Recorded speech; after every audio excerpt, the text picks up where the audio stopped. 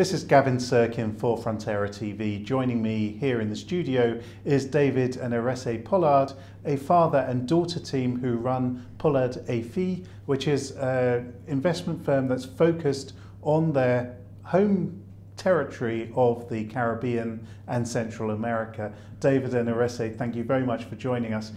I want to talk first of all about home, because home was Guyana. I know you're in the UK a lot as well. Guyana a year ago had this oil find, huge excitement at the time by Exxon Mobil. Where are we now a year on from that? Well, I'll start by saying a bit about the find itself. It's caused a fair amount of excitement in Exxon Mobil. They have been drawing parallels with the pre-salt finds that they found in Brazil, which themselves map across to Angola. So there's a prospect that they may have found some significant deposits of oil, and to the extent where they seem to be fast-tracking the attempt to get production going, even in the midst of $30 and $40 oil that we've seen. And is this going to be transformative, because Guyana is still a relatively poor country? No, certainly. I mean, the estimates are that it's going to be over 10 times the size of the total GDP of Guyana. That's a low estimate. Yeah, and that was a conservative estimate. And so it was, Guyana previously didn't have any oil that was discovered, so suddenly Guyana will become a big oil exporter, which is new. And how tangible is this? Are we about to see flows actually starting? They said before the next general election, which will be 2020, but some estimates that it could start, next year. That they seem to be progressing quite rapidly. So over the medium term, yes. They've been drilling in not too far from areas where others have drilled, but they, Exxon I think have better technology and probably better knowledge, and so their very first prospective well struck oil.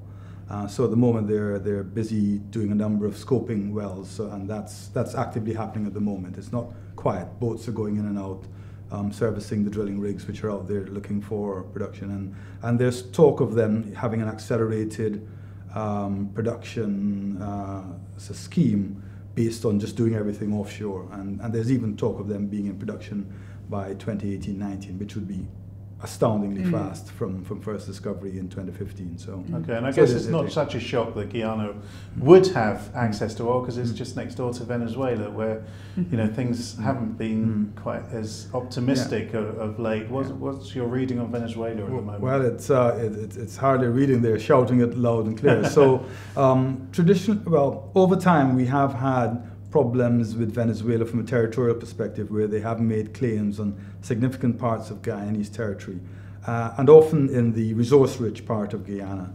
So those have been something of an impediment to the development of these areas as investors have got cold feet.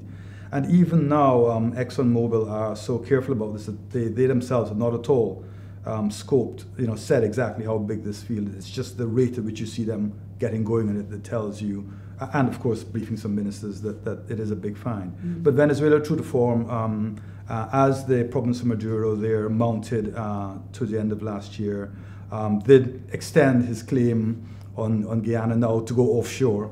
In fact, he almost included a lot of the Southern Caribbean too, as it appears. And that has been a major issue. There was an election soon after the discovery was announced, where there was a change of administration, and the incoming administration has really had to focus a lot of its diplomatic effort, because our defenses against Venezuela are fundamentally diplomatic to begin with, on getting awareness of this problem and letting people know that in a sense the Venezuelans were at it again. So the Venezuela-Guyana controversy is still there, but I think what is useful from the perspective of the discovery itself is that Exxon Mobil are wise old heads in this game, and they haven't been scared off by it. They've been managing it quite well politically, and that hopefully that will mean there'll be continued focus on development. They certainly seem interested in it technically. Okay. Yeah. Well, anyone that's been watching Frontera News lately might be familiar with you both, because we published your letter to Grandma, which isn't old Granny there. This is of course the Cuban newspaper that has a lot of history behind the Cuban Revolution.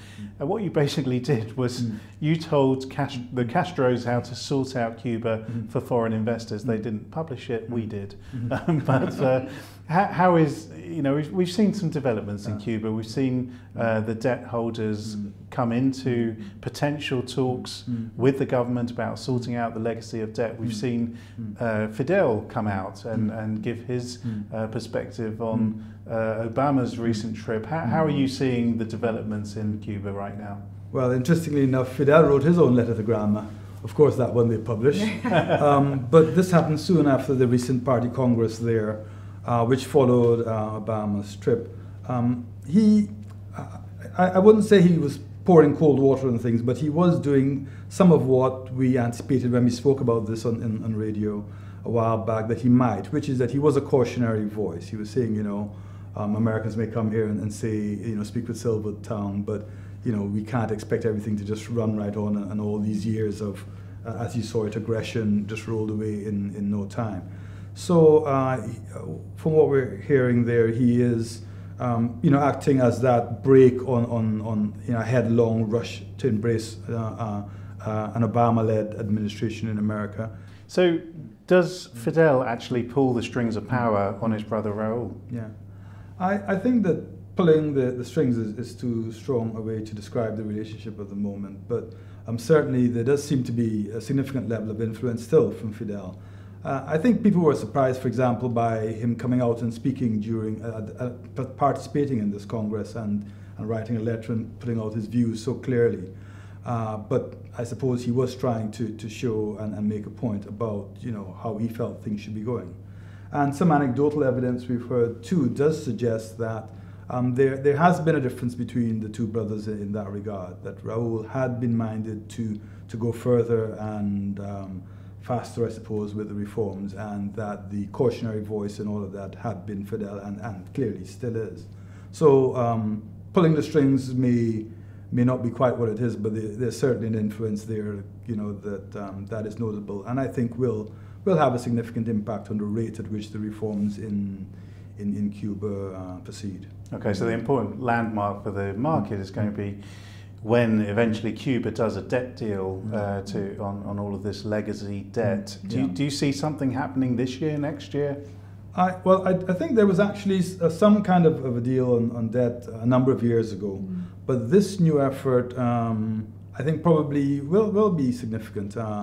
The Cubans have employed the resources of an Argentinian diplomat, ex-diplomat, I think, who is well connected there, and he has gathered a lot of support from the creditor groups, who are coming together. So it could be, it could be almost like when you had debt forgiveness in some of the other countries. It could be a significant landmark, and if it happened soon, so that it was part of the whole groundswell of change, I think it could be very significant. Though I would make the point that I think, in a sense, already some of the changes in attitude have already happened. In our famous unpublished letter to Grandma, we subtitled the letter Cuba 2.0, how to move from like Web 1.0 to Web 2.0, how to move Cuba from Cuba 1.0 to the new version. And I think in terms of attitudes, that's already happening or has happened. And I don't think Cuba is going to go back from here. It's a matter of when and how they go forward, and certainly getting their capital market situation cleaned up would be a significant thing. Some of that Cuban debt's been out there for ages, and if you look at how effective the arrangements in the reforms in the capital markets in Argentina have been recently, in engendering a lot of interest and a renewed sense of purpose there. Okay. Could be a similar thing. It's pretty hard to actually invest in Cuba right now, but one place that you could have invested in and made a packet last year was Jamaica, which had the world's best return. Since then, we've had this election, quite a surprise, the opposition winning that election. How do things look now in Jamaica? Well, as you said, last year, the Jamaican Stock Exchange rallied spectacularly. It was up by almost 100%, when the rest of the world seemed to be going down. And we think a lot of that was boosted by, it was multifactorial, but we think a lot of it was the then government. They had implemented an austerity program which helped them adhere to the IMF program, which from the international investment perspective was very important. So there was an election recently at the end of February, and they were expected to win narrowly, but they actually lost by 1 seat. And I think this is because austerity was just very tough on the population. So they went for the opposition, for the then opposition, who were implementing their stimulus package. Now, during the campaign, a lot of pundits had assumed this would mean they couldn't adhere to the IMF program. But the IMF has since been into Jamaica, and they are assuring the IMF and the international community that they will be adhering to the program. But the markets remain to be convinced. So from the beginning of the year until the general election, the rally was continuing, and the market was up 5%. Since then, it's been down 6%. This is their stock market. So it looks like the market's still waiting to see if it's convinced by this. So it could be that the star may be fading. Okay, and if you looked at the news, the one place in that region you probably knew was Puerto Rico, where we had all of the crisis last year over the finances. How is Puerto Rico looking now? Puerto Rico is, if anything, looking in rather worse shape, I would say. Or it could just be, one could say that it's just that the reality is hitting home. Like you said, with the impending defaults and so on last year, it didn't look good.